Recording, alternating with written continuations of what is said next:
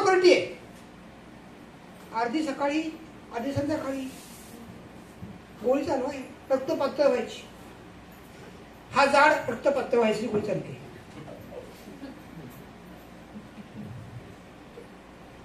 हा मात्र जाड असतो. आणि गोळी चुकून चालत नाही. कारण गोळी हे जो प्रेम करते.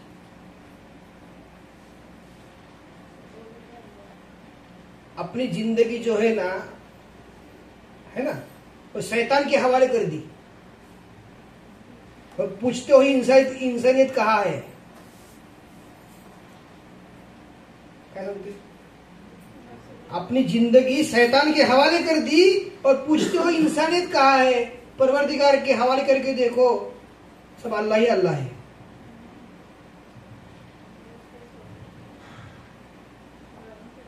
एकदा शरीराला गोळी लागली की संपत नाही.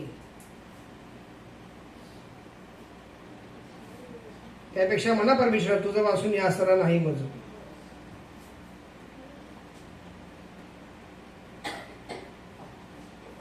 जो निरोगी आहे ना त्यापेक्षा काही नसू देत, सगळ्यात सुखी येतो. काय सांगतोय? सगळ्यात सुखी कोण आहे? खाल्लेलं अन्न पचल तो सगळ्यात सुखी. पडल्या पडल्या झोप लागल तो सगळ्यात सुखी. 2 रुपयाचं कर्ज नाही तो सगळ्यात सुखी. जो निवांत बसून असतो माझ्यासारखा तो सगळ्यात सुखी.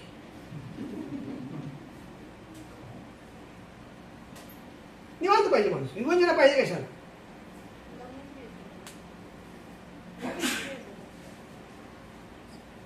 मी तुम्हाला एक सांगतो गोष्ट.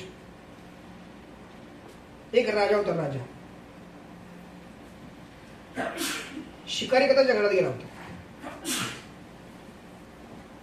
बराच लांब पल्ला गाठला, शिकार काही भेटलीच नाही. दमलं बिचारा.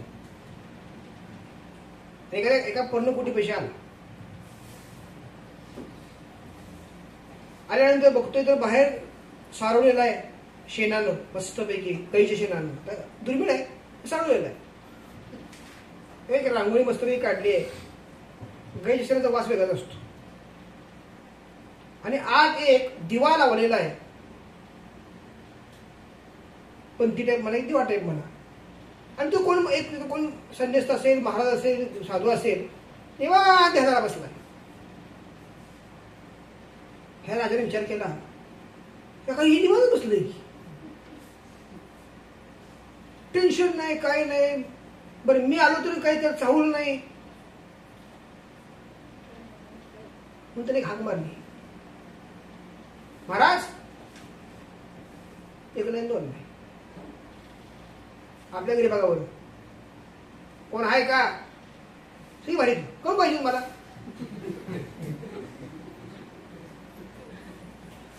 स्थायी भाव आहे आपला. म्हणून आपण बेल बाहेर केली आहे. टाण टाण टाण टाण वाजायची. एक हाक मारली, एक नाही दोन नाही, 2 हाका मारल्या. पण ते राजा डोक्याला असं आलं की महाराज लोक शाप देतात जास्त बोललं तर. त्यापेक्षा बोलायला लोक बसूया. अर्धा तास झाला, पाऊण तास झाला, किरण संध्याकाळ झाली तरी आता संध्याकाळची अंधार पडायला लागला. आता राजाच कंटाळला आणि निघणार बाजूला बाहेर. पण आतनं आवाज आला, राजन आत ये. शाळेला म्हणला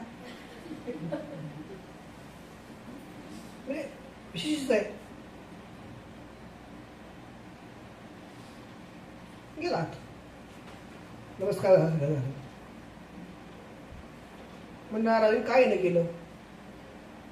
आता पूर्वीच्या काळ कसा होता ते समजून घ्या. जे जंगल असायचं ना ते पण राजाच्या अंडर असायचं.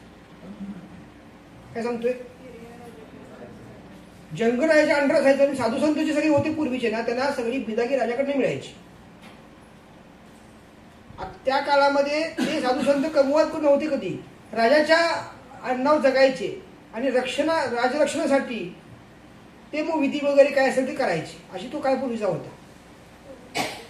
आता काय झालं, राजाला पैसे देणं बंद केलं, बिदागी देणं बंद केलं, म्हणून साधू पैसे मागायला लागले. तो आता काय बदलला? तर ह्या तो जो साधू होता त्या साधूचं हे जास्त कनेक्शन नव्हतं किंवा तर काय घेतलं नसेल त्याच्याकडनं. मग राजाने विचारलं, तुम्ही मी निवांत कसे काय हो, मला काय करू? विवंचना नाही, काही नाही, खाणं पिणं अमुक तमुक काही सुचत नाही. तुम्ही सुखी आहात का म्हणलं यात? साधू म्हणला, तू तर राजन आहेस, तू आता पुढे काय करणार मला सांग. काय नाही म्हणला, मी राज्य चालू चालवणार मस्तपैकी, मला 5-6 पोरं आहेत, 5-6 राणे आहेत. नंतर म्हणला मुलाच्या हातात देणार, मग पुढे काय करणार? काय मुलाच्या हातात दिल्यानंतर निवांत राहणार जरा म्हणला, त्याला प्रजेकडे लक्ष देणार, प्रजा कशी चाललंय काय चाललंय बघणार म्हणला, कोशागर वगैरे फिरणार सगळं. परत काय करणार? परत काय वार्धक्य जाणार म्हणला, वार्धक्य झाल्यानंतर म्हणला फक्त काय खाण्यापिण्याची काळजी घेणार, छान बसणार. परत काय करणार? आता परत म्हणला काय करणार? शरीर जर चालणार तर काय करते म्हणे, का बसणार परत म्हणला, मी मृत्यूची वाट बघणार. परत काय करणार? आता मृत्यूची वाट बघितल्यानंतर परत काय म्हणा मारणार म्हणलं शेवटी परत तुम्ही. अच्छा संपलं का? म्हणजे तुम्ही एवढं काय विचारलं मला? ते शांत बसणार तुझा पाठ होताना म्हणले, तो मी आता करतोय. काय सांगितलं? म्हणजे काय झालं? मी तोच फक्त म्हणजे पाठ घेतलाय. म्हणजे मला राण्या 5-6 राण्या, 5-6 पोरं, प्रजा, कोशागर, प्रपंच, विवंचना कशाची गरज नाही. त्यातला शेवटचा जो पाठ होता, शांत बसणार, हातपाय चालत नाही म्हणून तू शांत बसणार, हातपाय चालतात तरी मी शांत बसलोय, कारण मला फक्त परमेश्वराची अपेक्षा आहे. मला संसारिक कुठली अपेक्षा राहिली नाही. बोध कसा केला बघा त्याला. आपण काय करतो बघा, पळायचं पळायचं पळायचं, दोन्ही तगड्या बराबर. तुम्ही जेव्हा पळून घरी येता का नाही, तेव्हा 2 पायाला विचारायचं, तुम्ही एका लेवलला कशी काय? काय सांगते? का 2 तगडे बरोबरच असतात शेवटी. मग पळून फायदा काय आपण ते? त्यापेक्षा शांत राहायचं, ऐकायचं सगळं. म्हणून नामस्मरण दीक्षा महत्वाची. काय सांगते? मग पहिले 1.25 लाख मंत्र करायचा, परत नाथांचं पुरुषण 21 पूर्ण करायचं. तुम्ही नाथांचं पुरुषण तुमचं 21 झालं का नाही, तुम्हाला ओढलं की तुम्ही हलणार नाही, कोणी शांत बसणार माझ्यासारखा. का सांगा बरं? स्थिरता येते. आता लहान पोरगं बघा, ते कार्ड तोंडात घालते का नाही? मग ते बाबांना जर तोंडात कार्ड घातलं तर बाबाला काय म्हणतील माणसं?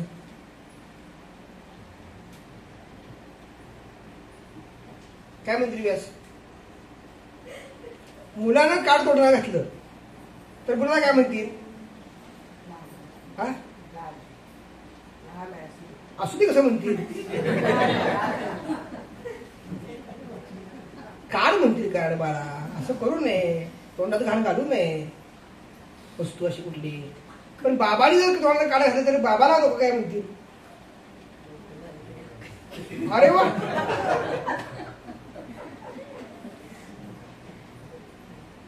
म्हणते ना काहीतरी. विषय कळतोय का? काय सांगायचंय मला?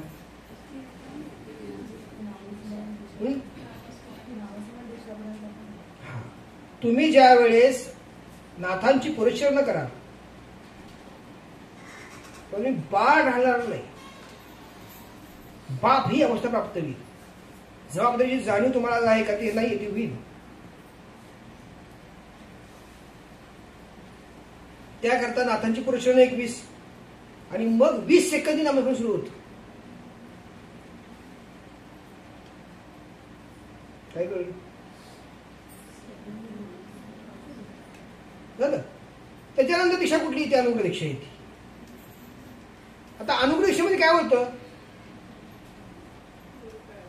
तुमचा पूर्ण कॅटलॉग तुम्हाला माहित होतो. जगणार किती वर्ष, काय करणार, किती देणं, किती घेणं, कोण फसवतंय, कोण चांगलं करतंय, सगळं तुमचं तुम्हाला कळायला लागतं. अनुग्रह दीक्षेमध्ये.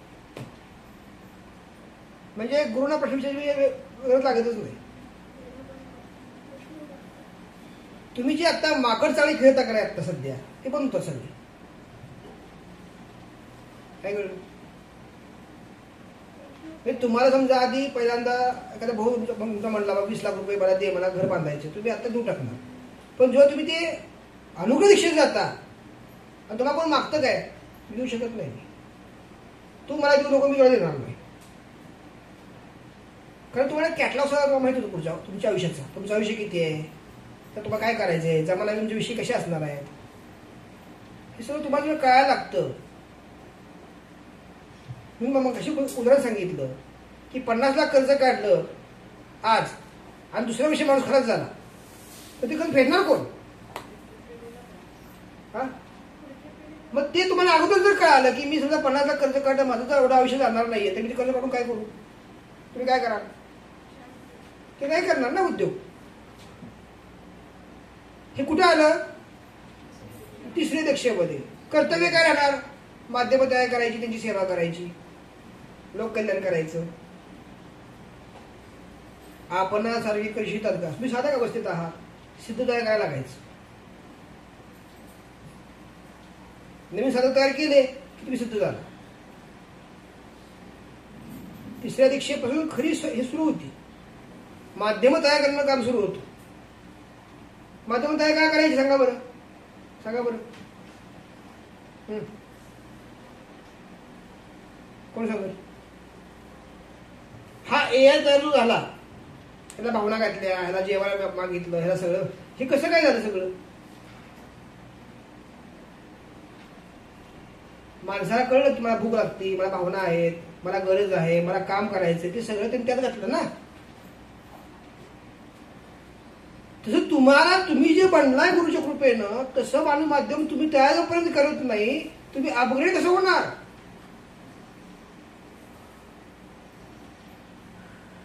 काय कळतंय का. दिल्याशिवाय तुमचं वाढणार कसं.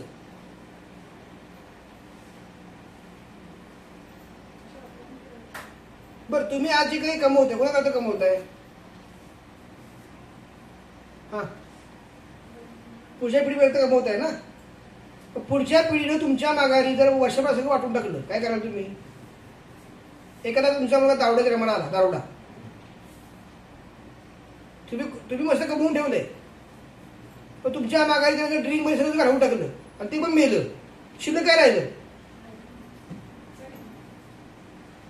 हे का घडणार, असं दोषामुळे घडणार. काल आपण विषय घेतले ना, आधी भौतिक, आध्यात्मिक, आध्यात्मिक, 3 दोष. मग हे आपल्या कुटुंबात व्हायला नको ना. मग माध्यम तयार करा.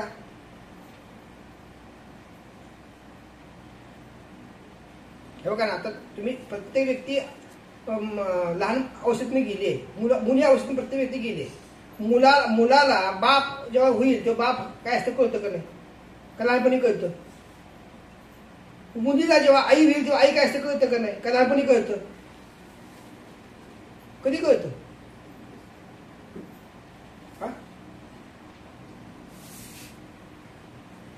शेपट गेल्यानंतर काय नव्हतं मला ना. तसं तुम्ही ज्यावेळेस माध्यम तयार कराल तेव्हा आपोआपच पुढच्या गोष्टी कळणार आहेत. परमार्थ काय आहे ते विषय कळतोय का. अनुग्रह दीक्षा जी आहे तिथून तुझा टर्निंग पॉईंट सुरू होतो. आयुष्याचा टर्निंग पॉईंट लग्नानंतर होत नाही. काय सांगितलं, लग्नानंतर माणसं बिघडतात, सुधरत नाहीत. काय सांगतोय, पती तेव्हा पटलं बघा, माझं लग्न नव्हतं पटलं त्याला. काय सांगतोय मी साहेब, काय सांगितलं, बिघडतं. सेल्फिश होता, सेल्फिश. थोडा जरी परमार्थ असेल तो पण जातो निघून देतो. हे पटतंय का मी बोलतोय. माणसा वाटतं लग्न होईल मग पोरू सुधरण, अजिबात नाही, बिघडणार ते.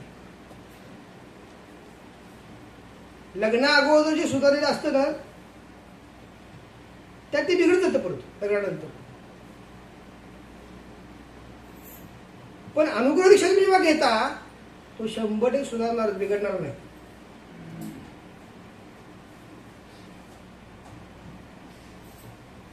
आता अनुग्रह दीक्षेनंतर गुरुदीक्षा आहे. म्हणजे जेव्हा तुम्ही माध्यम मंडळी तयार करता, गुरुना असं वाटतं की ही व्यक्ती माध्यम तयार केले, हिचं आपण कधी कल्याण करावं, म्हणजे भविष्यामध्ये तुम्ही जी दुःख भोगली तुमच्या जीवनामध्ये ते पुढच्या पिढीला येऊ नयेत. आता बघा ना, भू ह्या अवस्थेमध्ये नाभी स्थानाला दीक्षा नंबर 1 कुठली? उपासना दीक्षा. भुव या हृदय स्थानाला दुसरी दीक्षा कुठली? नामस्मरण दीक्षा. स्वहा या तिसऱ्या स्थानाला तिसरी दीक्षा कुठली? अनुग्रह दीक्षा. आणि महा हे चौथं स्थान आहे आज्ञाचक्र, याला चौथी दीक्षा कुठली? गुरु दीक्षा.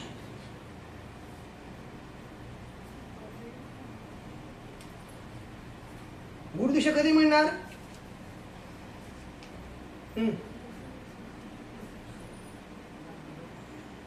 आणि अनुग्रह दीक्षा, गुरु दीक्षा, कारण दीक्षा ह्या पुढच्या दीक्षा ह्या फक्त नाथपंथ दत्तपंथच आहे बरं का, इतर पंथ हे दीक्षा मिळत नाहीत. कधी मिळणार दीक्षा ती?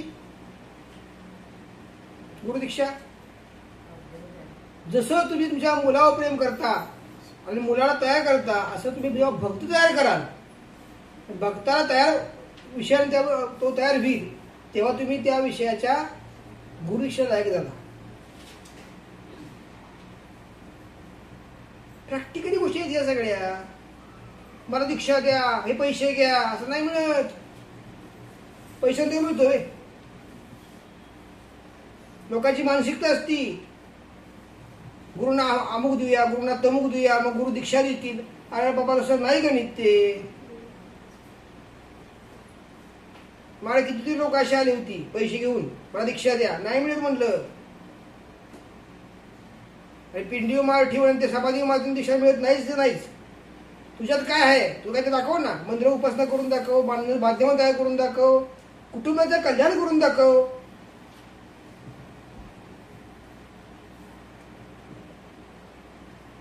तुमच्या अंगावर 1 रुपया सुद्धा कर्ज नसेल तर तुम्हाला दीक्षा 5वी मिळते.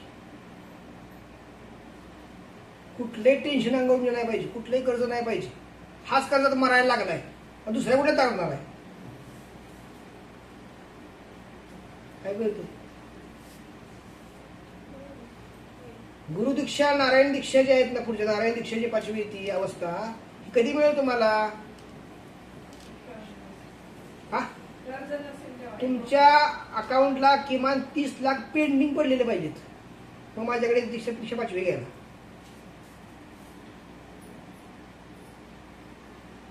भिकारी कोणीकडे यायचं नाही, शिकारी कोणीकडे यायचं.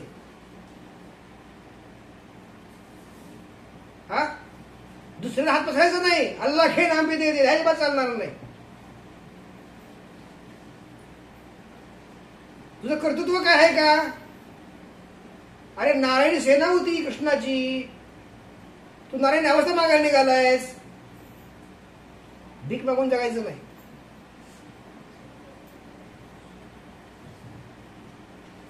साधक इतका स्वयंपूर्ण पाहिजे, तो कोणावरही अवलंबून नाही पाहिजे. आणि त्याला शिकवलं जातं, तो जर तयार विषय तयार झाला तर दीक्षा 5वी, नाहीतर कडकडन जा. मी काय देत नाही, तू काही घेऊ नकोस.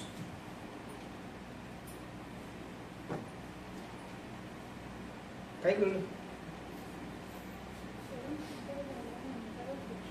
त्या व्यक्तीच्या जीवनात कुठलंही उणीव राहिली नाही पाहिजे. अशी अवस्था जेव्हा त्या कुटुंबात तयार होईल, कुटुंबात मध्ये व्यक्तीत नुसत्या नव्हे, तेव्हाच तुम्हाला 5वी दीक्षा मिळते.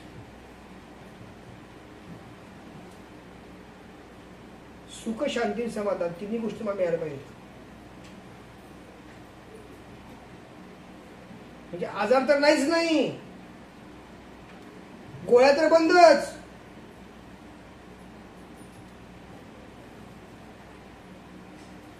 आणि तुमचं साधनेवर कॉन्सन्ट्रेशन पाहिजे.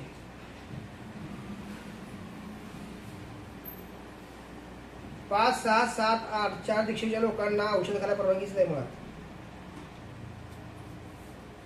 शरीर तुझं असं तेवढं तुम्ही करायचंय की औषध खायची वेळ करायला नाही पाहिजे.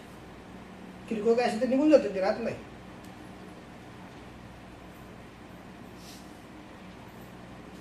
तुम्ही नाथपंथ म्हणजे काय मच्छर मग वाटला का? हा,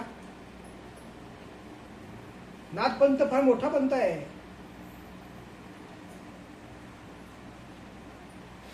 आता दुसरा मुद्दा समजून घ्या. तुम्हाला गुरुंनी 30 लाख रुपये दिले, दीक्षा चौथी घेतली, तुमच्या अकाउंटला पडले 30-40 लाख रुपये, आणि बाबाच्या पण ते देऊन टाकले. घरा कर्ज बाजारी हा, दीक्षा पुढची मिळणार नाही.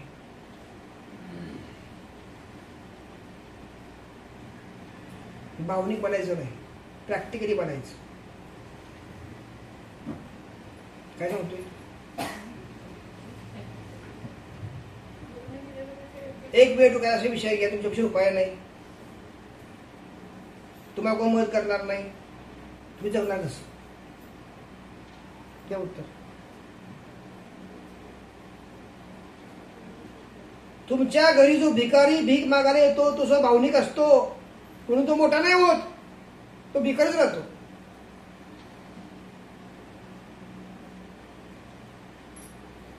काय सांगितलं?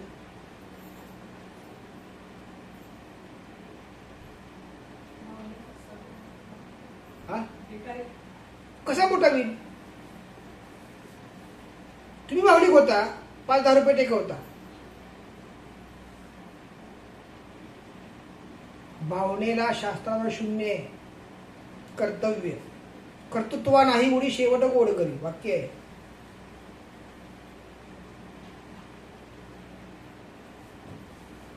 काय कळतंय का नाही कळतंय?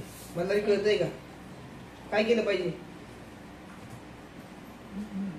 या जन्मात जर दिलं गेलं नाही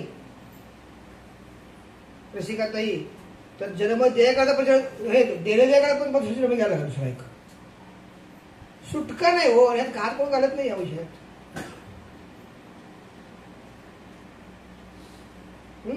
तुम्ही एखाद्या बँकेचं कर्ज काढलं आणि अटकला मेला, तर जी मागची झाली त्याला फेडायला लागते, पण मेल्यानंतर पण तुम्ही जेव्हा जन्म घ्याल ना, टू बी कंटिन्यू.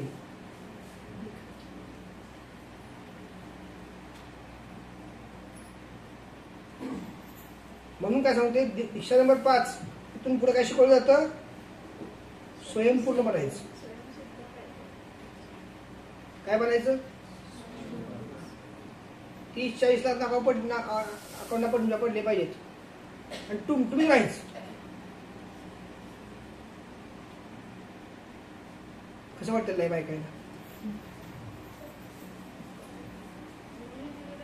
अहो, बायकांची अवस्था अशी होती, नवरा म्हणतो सोनं दे घे, पैसे दे घे, अमुक दे घे, तमुक दे घे, पण म्हणतो उपकार केलेस काय देऊन तू? तेव्हा कळतो तिला, आता सगळं घेतलं मला, आता पण तू उपकार केलीस का? जुना काळ बघा तुम्ही. लग्नामध्ये जे दागिने द्यायची पद्धत होती वडिलांच्याकडे कशा करता होती, त्या देखील जर समजा नवऱ्याने टाकून दिलं, सोडलं, भांडणं झाली, याव झालं त्याव झालं, त्या बिचारा आहे त्या दागिन्यावरती उपजीविका मरेपर्यंत करत. या मानसिकतेवर ते दागिने होते, ते घेतलं काढून सगळं. प्रपंच आपला आहे की नाही, मग गरज आहे की नाही आपल्याला सांग कर्जाची, मग दे तुझे दागिने घे मोबाईल.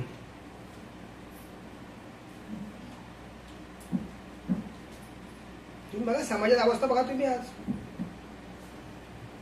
आणि ते अभिमानानं सांगते, अभिमानानं आमच्या ह्याला गरज लागली ना, मी दान देऊन टाकलो, आपल्या मनात काही नाही.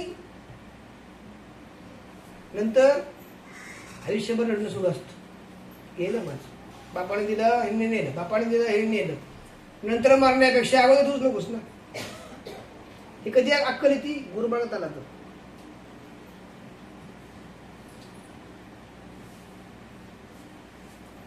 अहो, तिच्या नाड्या सगळ्या पॅक केल्या जातात, पटणार नाही स्त्रीच्या. परत बाप जवळ करत नाही, नवरा जवळ करत नाही, पोरगो जवळ करत नाही, हिच्यापाशी काहीच नसतं.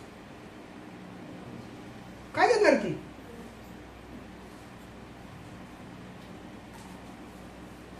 तुम्हाला काय वाटतंय पुढची पिढी सांभाळेल आयांना बापाला वाटतंय तुम्हाला? बरे मुलांना सांभाळा तुम्ही आई बापांना. हा कोणा सांभाळणार?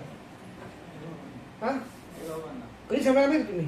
आणि तुम्ही पाया उभं राहा. तुमची इच्छा असली तरी तुमची जी येणार आहे ना चिकनी चमेली तिने म्हणलं पाहिजे सांभाळतं म्हणून. तुम्ही नुसतं म्हणून काय करायचंय? ती काय म्हणणार माहितीये का? लग्न कोणाशी केलेस? माझ्याशी काय वडिलांशी? वेगळं आहे आपल्याला. आपलं घर वेगळं पाहिजे.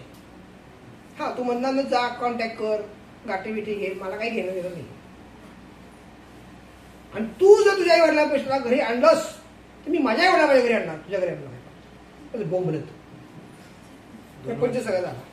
2 वर्ष घेऊया काय कळलं? हेच चाललंय का नाही आता? हा हार्दसाची कथा मूळपदावर तुम्ही नाही म्हणून सांगा मला. मग तुम्हीच सांगा पाहुणी खून चाललं का? हा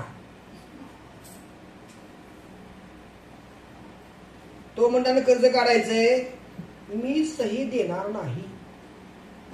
तुझी तू काशी कर तिकडं. किंवा ते पोरांचं तर संरक्षण ही करत बिचारी त्याला काय उपयोग करतंय? कोटी 2 कोटी कर्ज काढून ठेवायचं सगळ्यांना कामाला लागलं. काय कळतंय का? प्रॅक्टिकल विचार करा. ही दीक्षा हे सगळे अशीच आहे. तो दीक्षेचा अर्थच आहे तुमचं प्रोटेक्शन आहे दीक्षा म्हणजे दुसरं काही येत नाही. म्हणून मी सांगितलं दीक्षा हा शब्द नाहीये प्रॅक्टिकली गोष्टी सगळ्या आहेत त्या. आणि तुम्ही एक काम करा ज्यांची मोठी मोठी कर्ज त्यांच्याकडे जरा मुलाखत जाऊन घ्या. त्यांना जर महिन्याला पगार नाही मिळाला ना तर इंचू चावतो. इंचू काय चावतो? दीपक काय अवस्था होती का नाही? वेळ लागतं माणसाला. आणि लोकांना माहित असतं की किंवा बाबा ह्याचं कर्ज आहे कोण मदत करत नाही. मग हाय ते विकत राहायचं पडतं. असेल तर ते पण नसेल तर अवघडच आहे. म्हणून कर्ज एवढं काढा हांतरून बघून पाय पसारा. आणि दीक्षा 5 तुम्ही जेव्हा घ्याल तेव्हा कर्ज असेल तर माझ्याकडे दीक्षा घेऊ नका. मला त्यात अडकवू नका. तुमचा मी गॅरेंटर बनणार नाही. दीक्षा हा खेळ नाहीये. त्याच्यानंतरचा पुढचा प्रवास जो आहे तो जेवल्यानंतर आपण करूया. जय साईदादा.